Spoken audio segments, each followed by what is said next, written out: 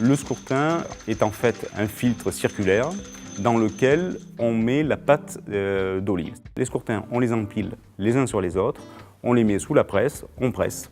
Et donc toute la partie liquide, c'est-à-dire l'huile et l'eau, va passer à travers le scourtin, la partie solide va rester à l'intérieur. Et c'est comme ça qu'on fait de l'huile en première pression à froid.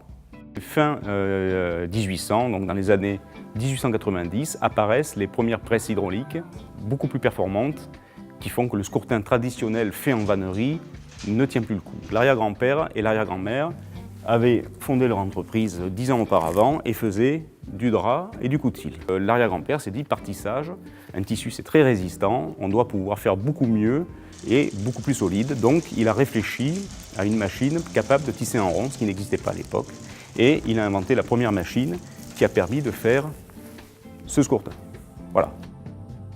Il a cherché les matériaux disponibles à l'époque, les plus performants. Donc il a essayé des cordes de chanvre, des cordes en sisal, des cordes en fibre d'aloès et finalement il retiendra les cordes en fibre de noix de coco.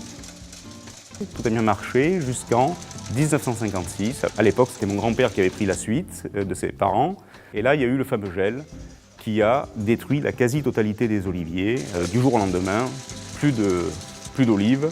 Là, l'entreprise a failli fermer carrément. Et heureusement qu'ils avaient remarqué que de tout temps, les gens ont récupéré les vieux scourtins. Les gens étaient habitués à avoir des paillassons ronds devant leur porte et du coup, ils ont adopté le scourtin rapidement. Donc l'entreprise a redémarré avec 3 personnes. Les 2 concurrents, eux, ont fini par disparaître et c'est pour ça qu'on se retrouve actuellement les derniers fabricants de scourtins de France.